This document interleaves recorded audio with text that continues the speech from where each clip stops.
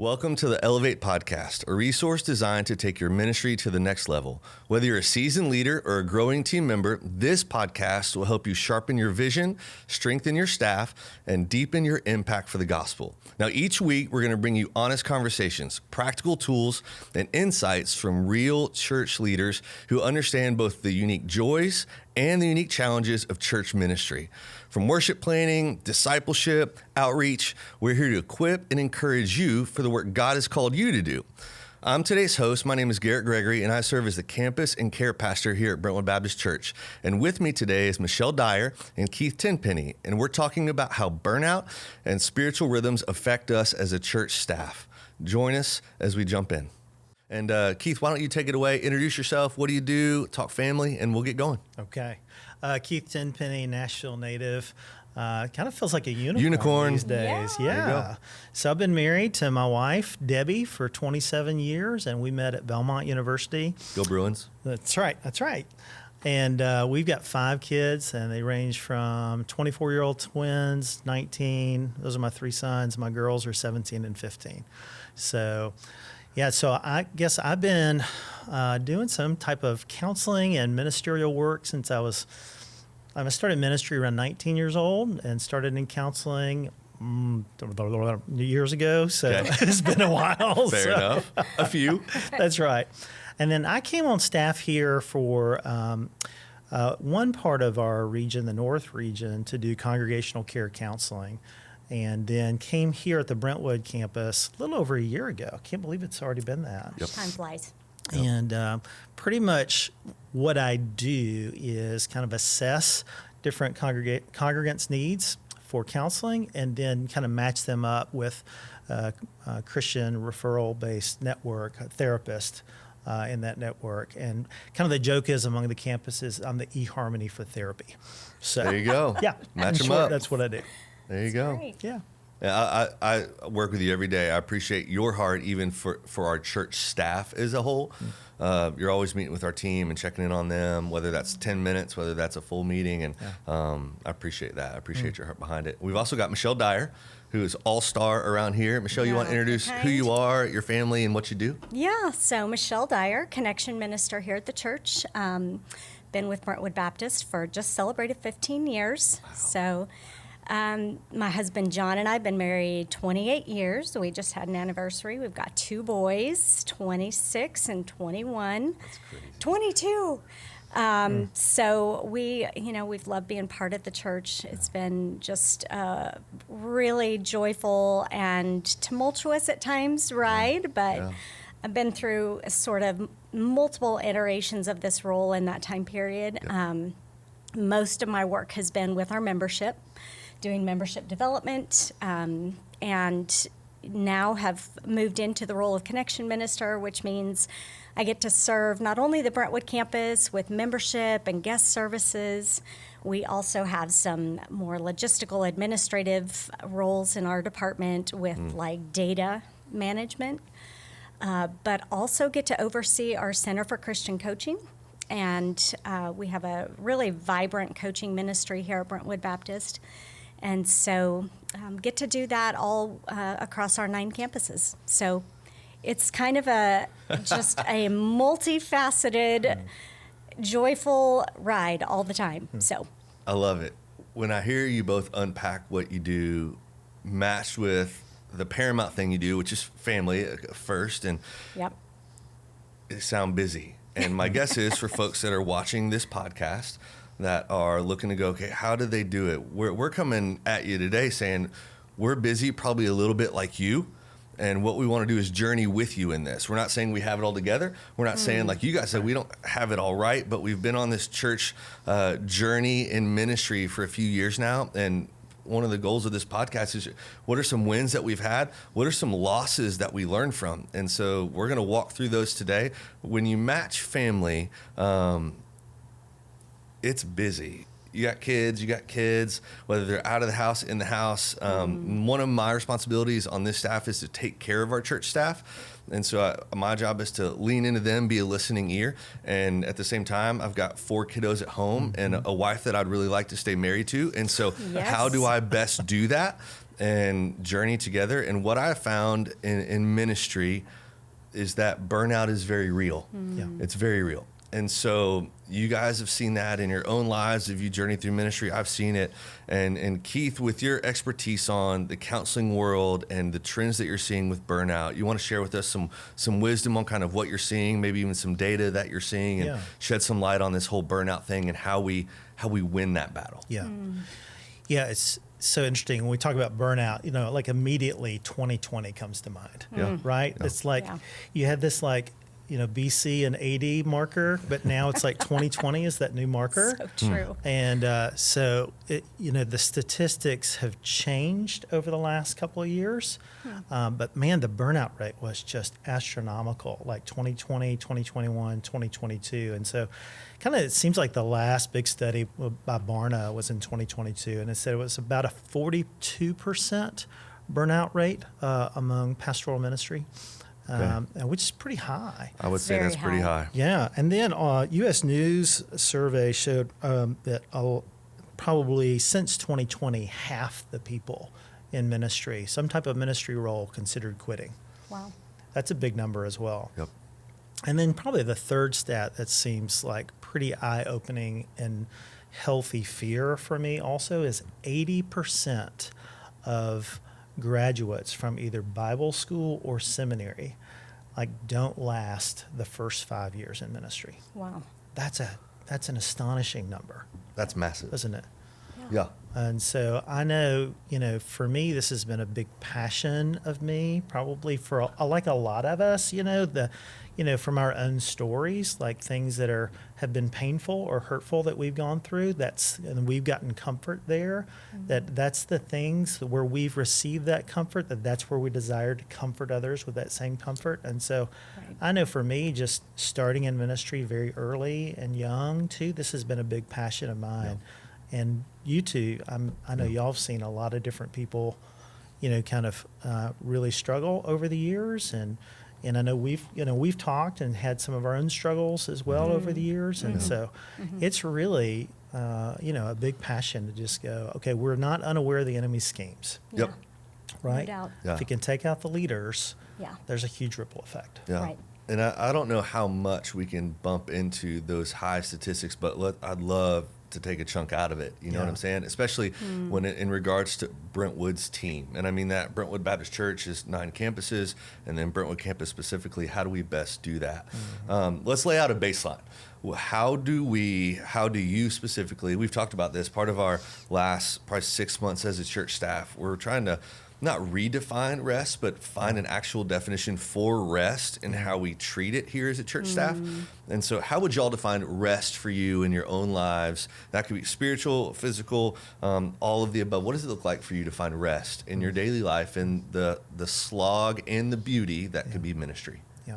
Michelle, you want to lead off on that one? Yeah, I think that is just, for me personally, been an ongoing, really since 2020 and before, but it was really in 2020 that I recognized that there were going to have to be some radical changes for me as I had an extended period of time at home to rest and to reevaluate, that I really needed to think about what that meant for me. And I'll be honest, it has been a struggle just even to define what rest looks like. Yeah. I think I've recognized some helpful things for me personally, which have been that, first of all, it has to be very subjective for every person. Rest for you is not going to look the same as it is for Keith or for myself. And so I think a willingness to just embrace the differences that we each have and to respect that in one another. But the big thing for me has just been a willingness to really take a hard look at myself and recognize, first of all, who I am, how I operate, and what I need to do personally to kind of let down. And that has really been freeing in some ways and confusing in others, you know?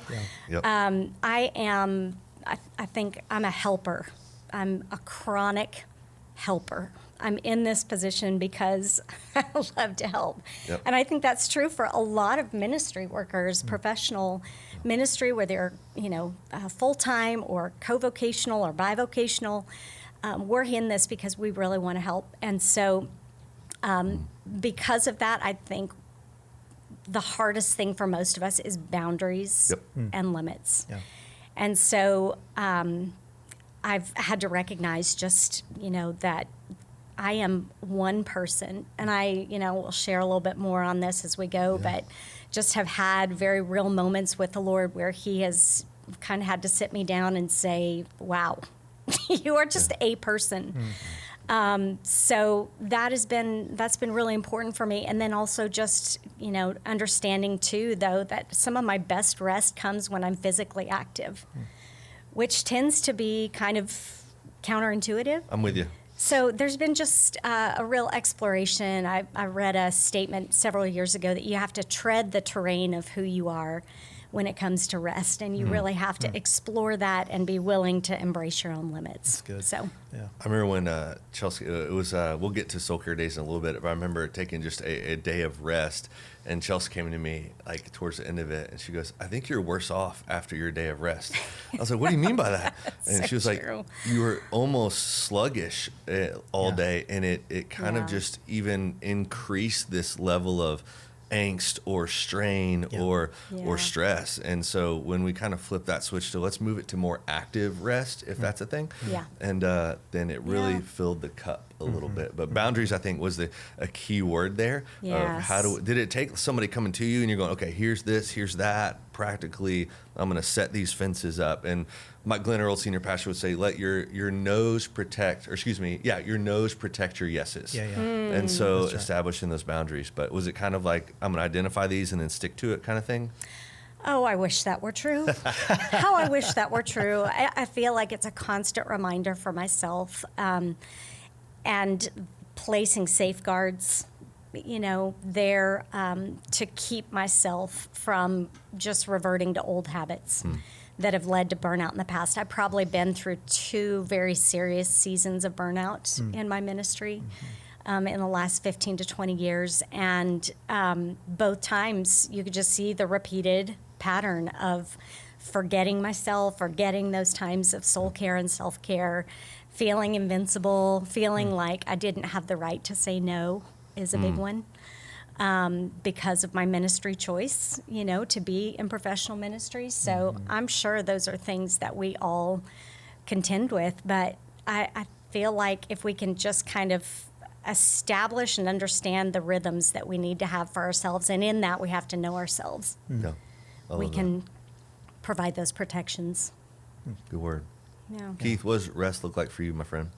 Yeah, it's a good question. I think I'll start here. It depends on the season, honestly. It's not always been the same thing. I think kind of a common, I just hit the microphone, broke that rule. Oh, well. I think one of the common anchors, if you will, is there is a great difference between unplugging and recharging.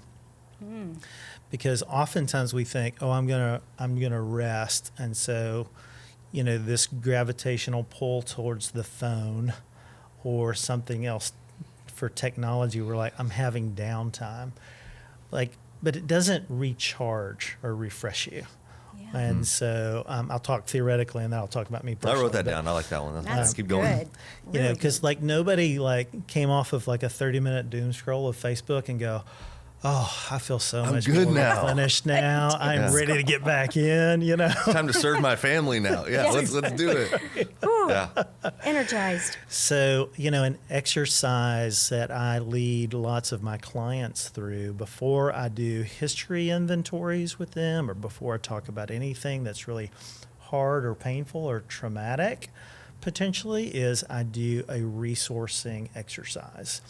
And I have them write 4 words at the top of the page: calming, soothing, refreshing, relaxing. And I said, these are all synonyms. They're not different categories, but I want you to list as many things on there that when you think about doing them or participating in them, they feel either calming, soothing, refreshing, relaxing. Okay. So, Excellent. some of those things for me, and what's fascinating is just doing the exercise in, 20, 30 minutes, you can see their whole body posture just change. Just kind of, Wow. and just their breathing. Yeah. Just identifying those things. Just identifying that, Okay. so as far as like practical takeaways, even that's a good little resource to have. But for me, that changes every year. I tend to do that over New Year's, is try to revisit, like, what does that look like? For me, I think boundaries are super key for me. When Jesus says, let your yes be yes, he doesn't stop there. Yeah. It's like, let your no be no, which means that's a God-given thing. Yeah. So I'm pretty vigilant about my boundaries because honestly, I just don't trust myself. Yep. Yeah. I can tend to overfunction. Agreed. And I think that's a healthy fear to have. Yeah. For me, it's the connecting time with my wife, with my kids are super refreshing. They're not always refreshing, but mostly they are, right? Because they've got my heart. Yeah. I think good conversations where there's not a lot required of me. Anything that I think where I can lose track of time that's not media related.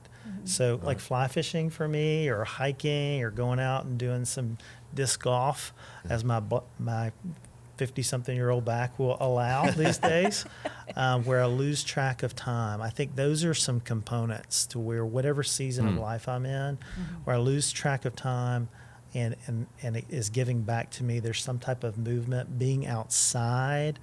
Those type of elements are super, super helpful for me. Yeah. Let's push a little bit into that. Keith, walk us through, kind of give us your burnout story. If folks are tuning in going, hey, I'm in the midst of this moment. I don't know how to escape from this moment. It feels like there's just a weight on me in this whole burnout season. I think all three of us say we've been there, and we've probably been there multiple times in church ministry. If you're watching this podcast, you're probably shaking your head and going, yeah, that's me, and it may be you right now. Yeah. And so just let's identify with that. Keith, you got something you want to throw at him? Here's kind of a snippet of where I've been and where the Lord kind of brought me to and brought me out of. Yeah. Yeah, I mean, for me, I referenced earlier, the comfort which I've been comforted with. I comfort others with that same comfort.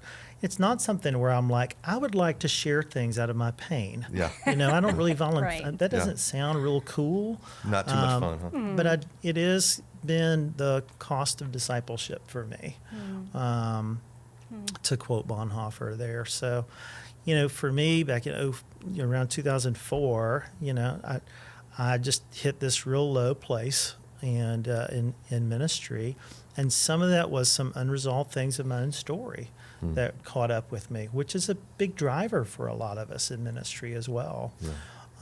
Peter Scazzaro does a lot of great work on this as well, kind of the value of like the importance of knowing your story and how that informs like why you do what you do often. There's a lot I could say about that. Maybe that's a different podcast, but It's a good one. Yeah, we can come back to So that. true. But I remember moving my whole family to a whole different state. We resigned from a church, and it was a really great setup in a lot of ways and almost ideal job description for me. But there was just some things that I was bringing to the table that I just burnt out. And I took a 6-month sabbatical. Okay. And God graciously provided for us. I to this day, it doesn't make sense to me on paper. But that 6 months, it wasn't the golden ticket, it wasn't the silver bullet, but it was critical because I'd let myself get that far in the red. And so, it doesn't always have to be get that severe, and hopefully we'll talk about what are some rumble strips to kind of pay attention to on the highway. It's a great word. That is a great And analogy. so people are like, what are rumble strips? I just usually do this. Like when you're on the interstate driving, you hear blah, blah, blah, blah, blah, blah. That's what the rumble strip You brought that up is. to me, 2 months ago? And you're like, gee, that may be a rumble strip for you. And I'm like, what's a rumble strip? Yes. And I told Chelsea about it that afternoon. She goes, that's a great way to say that. Yeah. And Yeah. so that's been, for me, the last 2 months, super helpful to realize that bubbling in my soul coming up. I need to think about that. I need to sit through that for a minute. So sorry, I didn't mean to interrupt. Yeah, But that's the great. rumble strip is helpful. Yeah. So, I think the more severe that we stop paying attention to what those rumble strips are, the longer it takes to recover. And so, can I do a little kind of teaching on something from Dan Siegel? That's a therapist as well and neuroscience researcher as well. But he talks about our nervous systems have what it's called a window of tolerance. And in this window of tolerance, we have kind of normal ups and downs. So if you think about it as a road, if you will, that there's some borders on there, you do have rumble strips on either side, that what happens is that, there's a volume that kind of changes. It can kind of increase and decrease, but we're still able to kind of tolerate what's happening, right?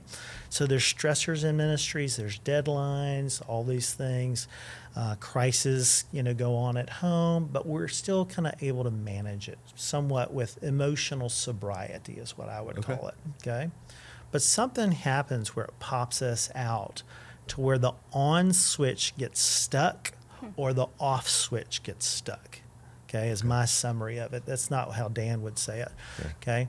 But the on switch is like where now we're overly activated, like our chest is, is tight, we're having trouble sitting still, like we can't kind of come back down into our window of tolerance. That's one extreme. The other extreme is what I would call the off button getting stuck. And in that one, like we, how would I say? So we kind of shut down. Okay. We are spaced out. We have a hard time being present, very apathetic, things like this. Okay. And so that can show up in lots of different ways, which we can talk about, some symptoms of those things. But just as a general rule of thumb, it's like if we're not careful in paying attention to those rumble strips, we can inadvertently kind of pop over or under our window of tolerance. Does that make sense? It makes sense. Really helpful. Yeah. Okay. All right. Michelle, walk us through, you kind of alluded to it at the beginning in your introduction. Walk us through a moment maybe of burnout, your career here, maybe before here, whatever that might have looked like for you. Well, 2016 was just a really challenging year for our family. There were multiple things happening personally for me.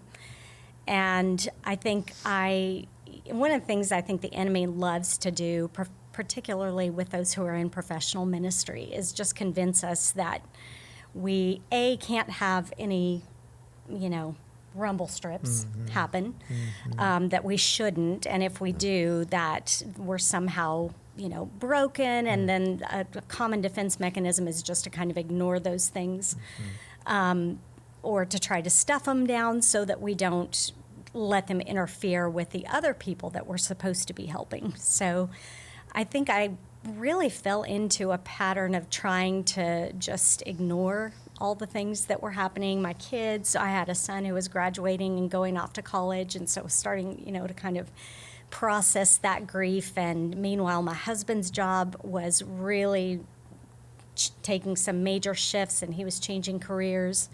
My parents were having some health, concerns and issues. And so I really didn't factor in that those kinds of things could be causing burnout. I thought that burnout came from giving too much at work, and so I didn't factor in all the things personally that were going on. And so my rumble strip, and one thing I do continue to look out for and recognize, is I just couldn't catch my breath.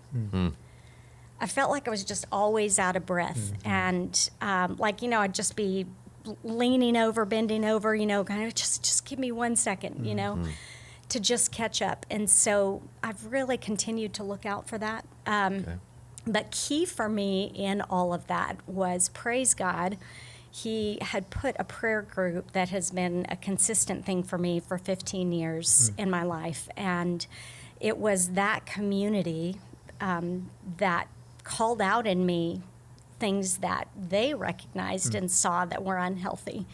And thankfully, one of the people in that group was a therapist, was a counselor, and he was very candid with me and just calling those things out. So I think it is so important for us to be in community as ministers. As leaders, and to make sure that we have those people who are willing to say those hard things to us. That's funny, Keith, because we had conversations, not during that first period, but during my second period of burnout, where thankfully was not as, didn't get as far, but I remember you really helping me see that I needed to reevaluate those limits. And even as we age, you know, we have varying times and seasons of our lives where we have more capacity and less capacity. And so not only having a really good counselor, therapist, but also having community. And then I'm a huge proponent of just having that coach that you meet with, you know, 3-4 times a year to just talk through, hey, this is where the places I feel stuck. Because even just feeling stuck can really contribute to those burnout times. You mentioned how the family sphere can cause that burnout into your professional life, career sphere. And I remember when that hit me, I think honestly I had burnout when every single one of our 4 kids was born. I think I hit burnout quickly in the newborn phase. So. And I think it's probably, it's harder on Chelsea, I'm sure, but I think we're both tired. And then my personality lends itself. I'm pretty crazy most of the time. Like, I want to go do this on a whim. I want to plan this trip and go. But the older I get, I like routine. And what I noticed is when we would have a kid, it completely wrecked our rhythm. Our kids are wonderful. I love them. They're but welcome intrusions. Welcome intrusions.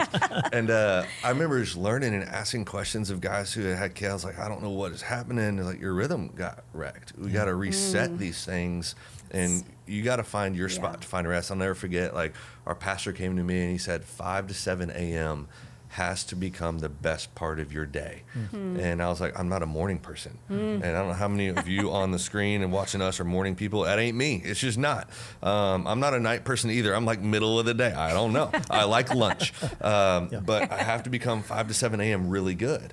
And I'm not perfect at it by any means, but I will tell you this all day. I remember I was finishing seminary stuff, and the head of our program came up to me 2 years in. And Dr. Harvey looked at me and he goes, gee, what are you learning? And in all this talk about preaching and all these classes, what have you learned in 2 years of our program? And there's 1 year to go. And I said, what I've learned is I love this preaching thing, but I have to learn how to pray. Like, I have to learn how to pray. And I honestly, in this moment, I told the head of the program, I don't know how to do it. Like, I don't have the discipline in my life that leads to the preaching moment. And he said, you've got to figure out, and he echoed what our senior pastor said, 5 to 7 a.m. Your mornings have to be the best part of your day. You have to get up before the kids get up and develop that rhythm of you welcome them into your day. And the lens that which you see the day has now been set. That's great. And when I finally saw that, and I still don't get it perfectly, by the way, but when I saw that, my burnout, the rate at which I was just out of breath, I loved how you said it. The rumble strips were fewer, I think, after that, because I realized in so many ways, the Lord's got this.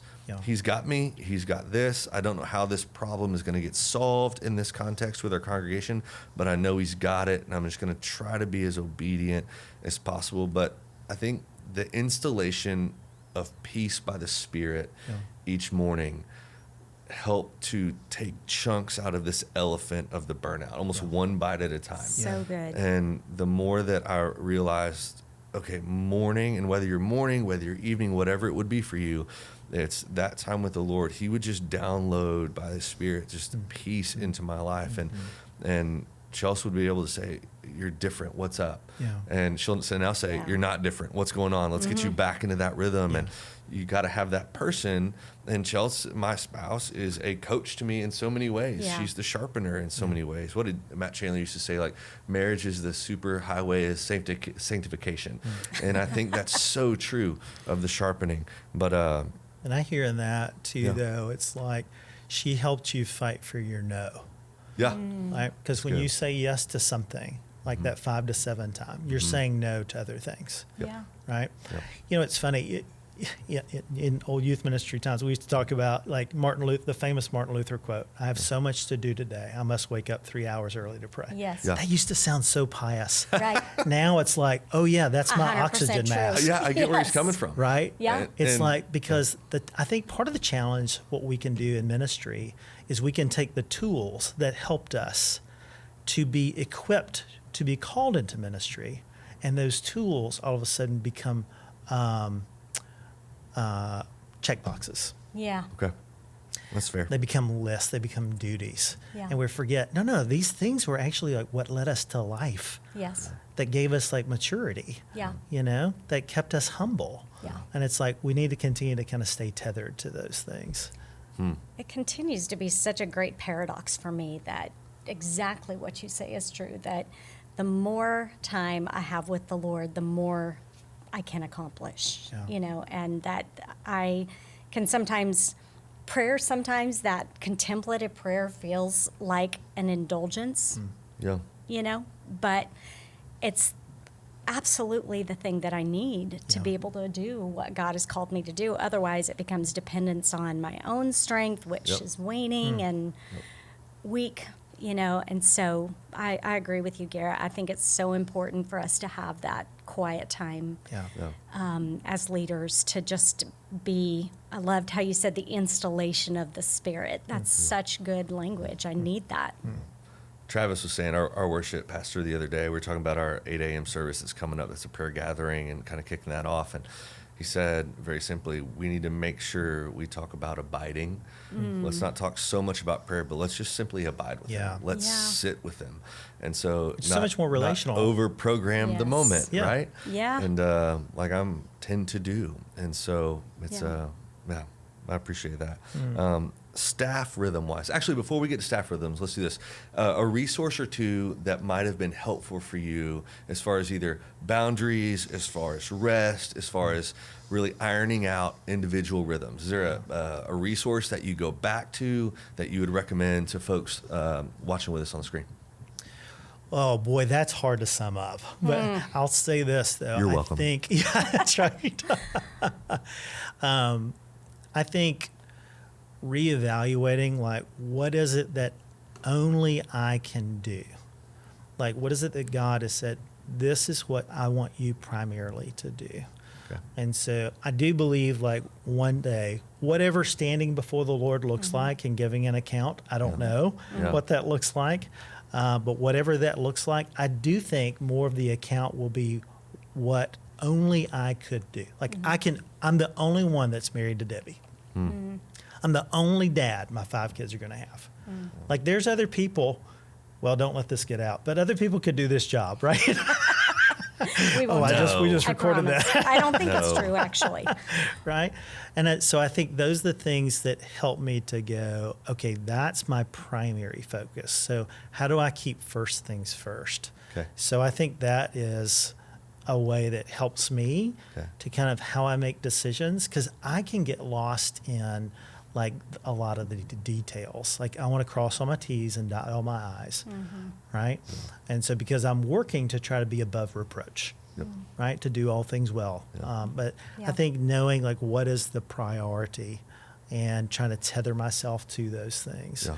And it's all important, but trying to give appropriate weight so that I can make the best use of my time. Yeah. And then having also intentional time to just play. Yeah. You know, I think, So true. you know, I was a religion major in college, and I picked up a PE major, and it was one of the best gifts that the Lord gave me, because I got rewarded in that department, won some awards and things through our sweet friend Betty Wiseman, Huh.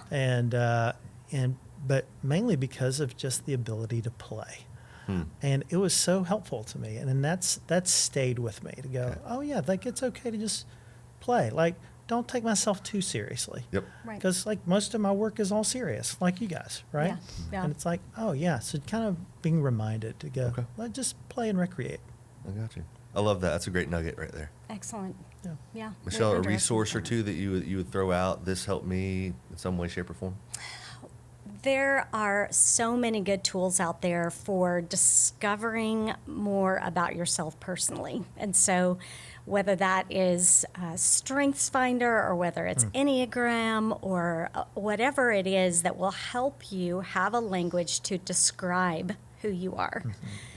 Utilize some of those tools. And then I think another key component to that is embracing the fact that we all relate to God in different ways. So there's an old book out there called Your Spiritual Personality. Okay.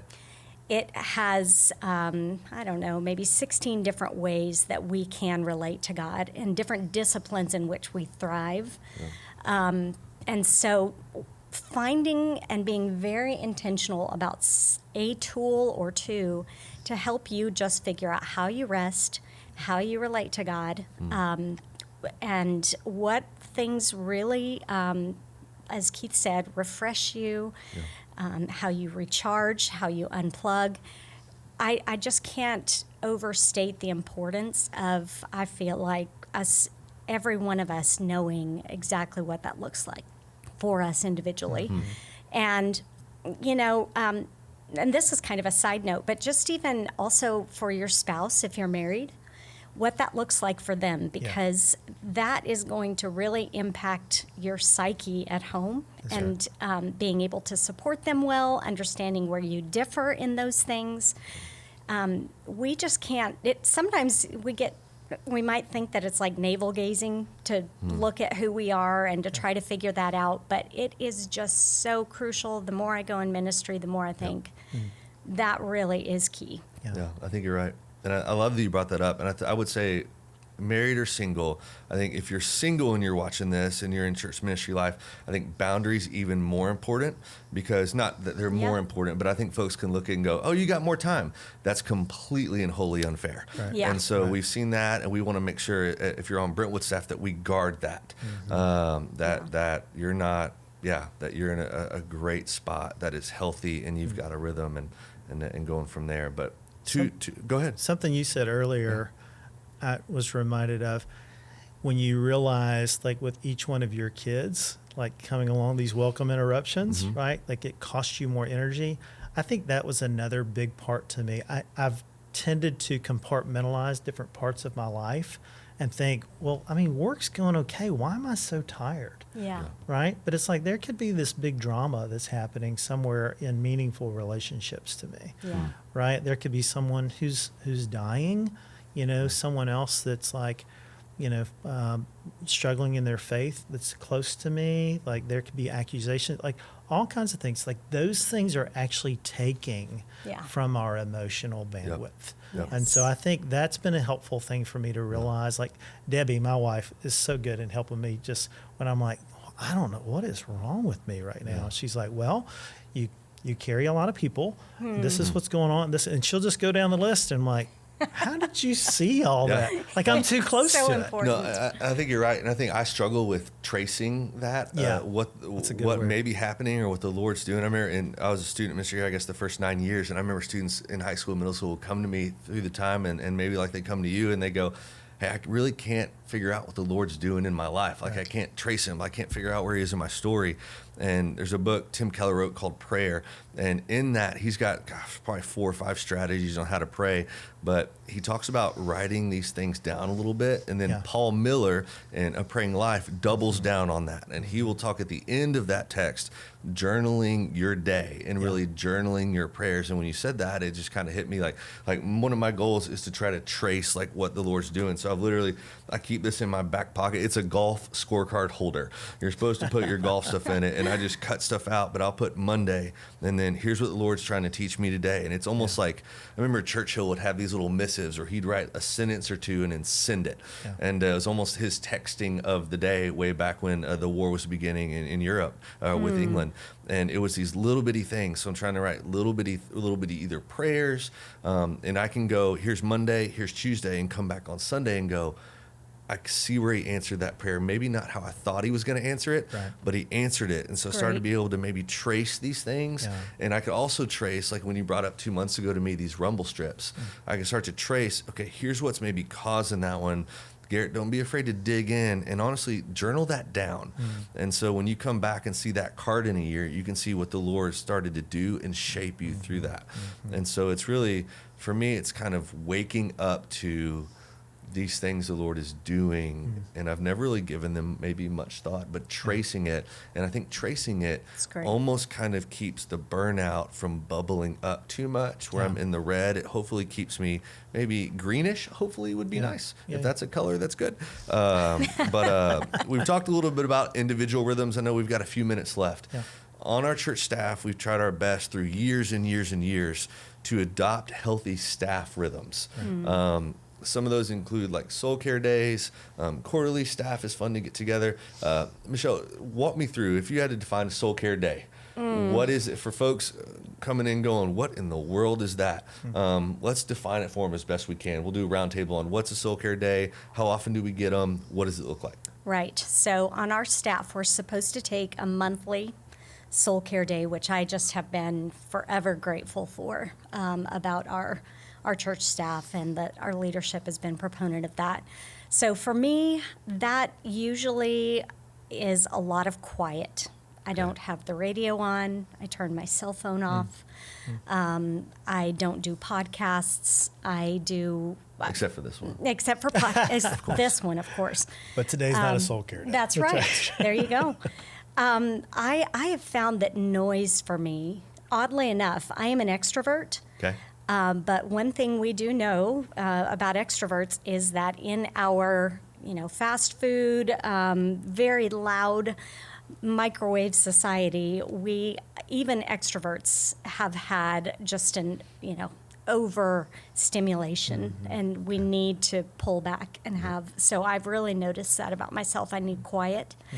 I spend an extended time in reflective prayer, because that's one of my ways of relating to God. Is I really do like contemplative prayer. Okay. I have an audio devotional. That's another thing that's really key, is knowing, are you an auditory learner? Are you a visual learner? Are you kinetic? How do you learn? So I'm very much an auditory learner, and so I try to listen to things that will refresh me, but also not wear me out with, that's the next challenge I need to make, So listen to a lot of scriptures or books that'll be refreshing on tape, that kind of thing. So it's quiet. So 12 days a year, we will go to our supervisor, whoever that is, and say, hey, maybe a few days out sometimes, hopefully it's more of a month out, and go, hey, here's the day I'd want to take soul care. That's mandatory for a chunk of our church staff, our pastoral team, our ministerial staff, and to get refreshed. I remember our senior pastor would always come and find me in my first few years. He goes, are you doing this or are you not doing it? And I'd say, I'm doing it. And he goes, good, because if you're not, you're dangerous to us. And you've got to be reading, you've got to be in the Word. And so those soul care days, they're powerful and helpful. And I think Keith, you're right. I almost need to implement more play in those moments and bring that back. I used to be almost walk Crockett Park or go to Radnor and introduce some of those moments in with the prayer and the reading. But soul care days have been massive for our team, and they really do help. Long run, knowing I don't have to take a vacation day for this. Right. I'm not taking this day. It's not a personal day. It's It huge. is an actual soul care day. It reminds me of Cal Newport's book, Deep Work. Did y'all read that? So it's really good. He talked about how we've lost the capacity to do deep work, because when we have 5 minutes, we try to knock out like 10 emails. But what we don't realize is that there's a residue that's left there. There's still some kind of emotional or mental residue. And so we're not really having 5 minutes of downtime. So there's something about that, just that downtime. Because like I worked my way through college by working at UPS. And so, man, I remember like I could go 2 hours without seeing a clock and tell you what time it was within a minute, because I just was so that wound up. And so it's easy for us in our, very much microwave society, instant gratification. Like, I want to look something up. Like, I just do it. You want to find out information. Yep. We're used to everything happening right there. Like, still just like yesterday. I was like, there's 2 or 3 returns from Christmas where I thought I could do. I was a little tired, and I thought I could do it, but I've got actually other time in the week I could do it. So Great let me example. not just add something in. Let me just sit and enjoy the quiet in the car. Yeah. Let me not listen to. That sounds so painful in some ways Yeah, I know. and so wonderful in others, right? Exactly. Well, because there's a detoxification Yep. for us that happens from the tyranny of the urgent, as one author calls it as well too. So It's like that first day of vacation. If you're on church staff and that first day of vacation, you're still decompressing probably from everything, turn off the email hopefully, and turning off the faucet maybe even of social media, and try to limit that intake of just I cannot handle the information that quickly. And so to turn that off and actually sit with my own thoughts. It's important. Stare at the wall. Yeah. We need time to stare at the wall. That's right. Quarterly staff is something that we do here. We do that quarterly, as the name would imply. That's 4 times a year. And for me, it is information. We do worship as a staff together. But for me, my relational side, I get to see everybody from our 9 campuses. And so that's one thing that we try to do here to bring all of our staff together. We've got staff chapel that does exist here at the Brentwood campus. That's for our Brentwood staff. And we love getting together and worshiping with our team. That's usually at the end of every month, save for a few months here and there. But we love to do those things. It's how do we build rhythms that don't empty the cup of our staff, but actually really do fill it. And that may be tough for you at your church. We find that to be tough here at our church too, because I think you said it well, that the tyranny of the urgent is real. And you think you have your day planned, and then an email hits, and maybe not just the rest of your day is wrecked, but maybe the rest of your week as well. And then that bumps into your family sphere of trying to get home and get things set, or going to meet friends for pizza, whatever that looks like. It can get messed up. But those things, if we're not careful, I think the rumble strip thing keeps coming up. Are we recognizing these things that could be negative, dealing with them, whether that's with a mentor, friend over pizza, whatever that looks like in the coffee shop, and going, here's what's kind of bubbling up in me today that I've got to talk about. And I think if I don't do that, and I'll just be honest, I'm not the first one to go, hey, I want to walk through this right now. I need to talk through this turmoil or this pain or what this moment might have been, but I need to. And I think the more that I'm transparent in that, whether it be with my wife or with our team, with a mentor of mine, I think that can lead to a decrease of burnout in me. That's right. And in fact, one of the big contributing factors to burnout is isolation. Okay. You know, that's one of the beauties of working on a staff, or to do Q staff meetings, or to go to convention, things like that. Like, it's a reminder, like, I'm not alone. There's other people in their foxholes as well. Right? We have a common enemy, and we can kind of relate. We can, pass bullets to one another, pass bandages to one another, I think that's such a vital piece. It's been a significant part of church history as well, to be reminded. Let's not give up meeting together, right? I remember one time Mike Glenn saying that the key to resolving burnout is not always more rest, it's worship. And I think it's significant that our staff is required to be in weekly worship, and that we need to be seeing the body of Christ together. That always is very refreshing for me. And so those weekly rhythms are really important too. I love it. I love it. Keith, Michelle, thank you. Thanks for the wisdom, the nuggets. I've learned through this. I hope you're learning with us as well. Again, we don't have it all figured out. We can learn from you too. That's the beauty of this conference that is coming up on the 9th of September, is we can network, we can learn together. We don't have it all figured out, but we want to grow daily and serve our church to the best of our ability. So to make sure that the Lord gets all the glory out of every ounce of who we are and what we do. Thanks for joining in with us on this episode of the Elevate Podcast. We will see you again very soon. Thanks for tuning in to this episode of the Elevate Podcast. I'd love for you to join us this September for the Elevate Conference at Brentwood Baptist Church in Nashville, Tennessee. It's a one-day event crafted to both encourage and equip your entire team with role-specific breakouts, inspiring keynotes, and networking with church leaders from across the country. Register now at elevatechurchconference.com. You can find that link at the top of today's show notes. Next week, join us as we talk about church multiplication with Fadi Al-Hajjal and Wade Owens. Check out the show notes for resources, registration links, and we'll see you at the Elevate Conference on September 9. Until next time.